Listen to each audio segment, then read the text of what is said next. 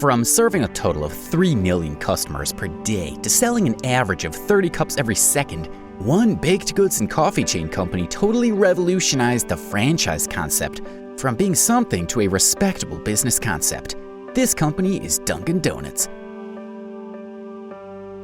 Hey everyone, and welcome to Booked, where we inspire others with inspiring stories. In today's video, we're going to go over the success story of Dunkin Donuts and talk about its founder, William Rosenberg. So make sure to watch this video till the end, because we're going to share with you the books related to Dunkin Donuts. But before getting to the middle of today's video, make sure to subscribe to the channel. It has been estimated that the average American consumes around 152 pounds of sugar every single year. This equals to around 6 cups of sugar every week. But this sugar is not consumed directly in its basic form. Most of the sugar that we consume is found in baked goods. From bread to chocolate bars to donuts, sugar can be found everywhere. Speaking of donuts, there's a famous quote in the US that says, "America runs on Dunkin Donuts." This illustrates how big of a company Dunkin Donuts has become over the years. But what's the story of Dunkin Donuts, and what about its founder, William Rosenberg? Hard times.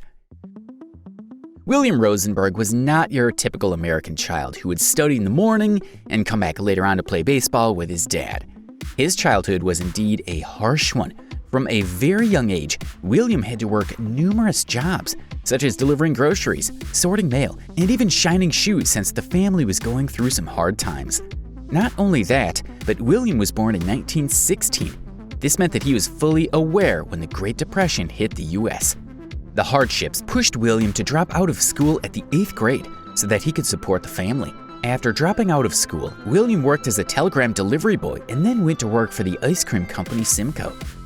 There, William met a man named Harry. Harry taught William a lot about the finance world, and this allowed William to grow from a delivery boy to a national sales manager in the same company. From that point on, things started to turn well for William.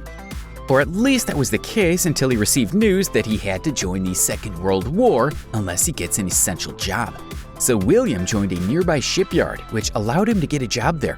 Interestingly, it was there that William not only learned that hunger for knowledge is a key element when it comes to growing, but also that being an electrician is not something he wants to continue his life doing. Later on, he received the unfortunate news that his brother died in the Second World War. And this pushed William to reconsider his life choices and think again about what he is destined to become. He knew that he's capable of doing more than just being an electrician. This allowed William to have the needed mind clarity that would later on inspire him to undertake the career path that would change his life. When William and his family moved to his parents' house, he discovered something that had great potential for growth. It was coffee. Dunkin in the cradle.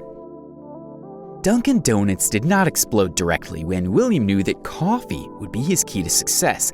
In fact, the whole business started with only a 100-gallon stainless steel tank with a bag on top and some cream and milk. From the very first, the business idea behind what would become Dunkin Donuts later on was based on providing quality for the customers. Instead of making quick money, William targeted those who would pay for a quality coffee even if it meant buying it for 10 cents a cup, which was the initial price that William chose from the very beginning. The company then started covering more area when 10 taxi cabs and chassis were ordered by William. Insulated food trucks were built, which had a coffee tank holder as well. The food trucks served soups, sandwiches, pastries, and coffee. And again, they were not the typical goods that people used to find elsewhere. The food was of high quality, so customers knew that they were paying for something that deserved every cent. This concept would later on grow to give birth to running cafeterias. Then, at some point, William discovered that the demand for donuts is increasing beyond expectation. Vanilla frosted too, got the colors of Christmas made fresh just for you. So the company made the decision to create its own donuts instead of ordering and reselling them. What's interesting is that this particular decision would cause a kind of domino effect, since William did not only stop at just making his own donuts. William decided then to purchase a small awning store in Quincy. He decided to name the place Open Kettle, and from the very first, William knew that it would make it since it sold 28 kinds of donuts, which would later on turn to 52. This allowed the business to grow fast to the point that $3,000 per week were earned only 1 year after the opening of Open Kettle. The restaurant then expanded to 5 others, but before that, the official name was changed from Open Kettle to Dunkin Donuts. Still, the founder of Dunkin Donuts had an interesting plan for the company. William wanted to expand through the US, and to do that, he opted for franchising, which was sort of a taboo at the time. Indeed, franchising was not as reputable as today. Nevertheless, William did it, and other companies followed his lead, such as Subway and KFC. Now, franchising is used in over 120 industries, thanks to the determination of William and the efforts of the International Franchise Association in crafting laws that benefit both the franchisors and the franchisees. Golden Donuts. The company started to see more success every day. At some point, the company requested a custom-made machine from an engineering firm in order to keep up with the demand. And in 1963, Dunkin Donuts had over 100 stores in the United States, which would turn to 11,000 later on. Not only that, but in 1970, the company opened its first international store in Japan, and by March 2014, Dunkin Donuts had its largest international market in South Korea with over 900 outlets. Today, Dunkin Donuts became the go-to when someone craves a delicious donut or good sandwich, especially with the recent addition, the on-the-go ordering, which allows you to make your order 24 hours in advance. The company now has over 12,000 branches, and it serves over 2 billion donuts and 1.9 billion donuts every single year. The company's total revenues once hit $1.2 billion in 2016, according to Forbes, and it's been estimated that a Dunkin' franchise owner is expected to make an average annual salary of $124,000. That's the same normal we've always served up. Not to mention, the company became so influential that it once had Al Pacino as their spokesman once, and at some point, people adopted the writing donut instead of its original one, donut, with an in the middle. Lessons that William wants you to learn. Provide value first. One of the first lessons that William Rosenberg shared was to prioritize his customer satisfaction before his. This allowed him to build an authentic brand that provides real value. Some sources even state that William valued even his employees to the point that he hoped that one day all his employees will become millionaires. Attitude matters. William strongly believed that attitude is one of the greatest factors that can determine whether someone will become successful or not.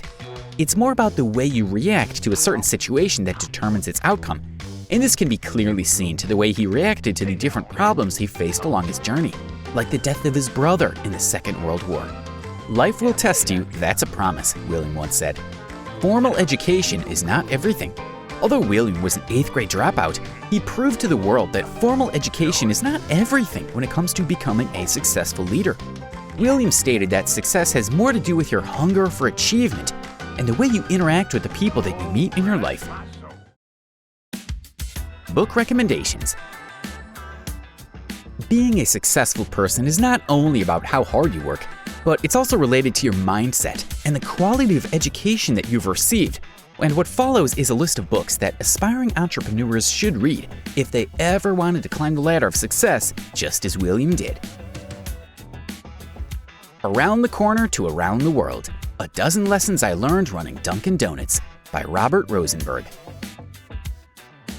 Written by the son of the founder of Dunkin' Donuts, who happens to be a former CEO of the same company, the book offers key lessons for future business leaders who want to grow their company in a time of uncertainty.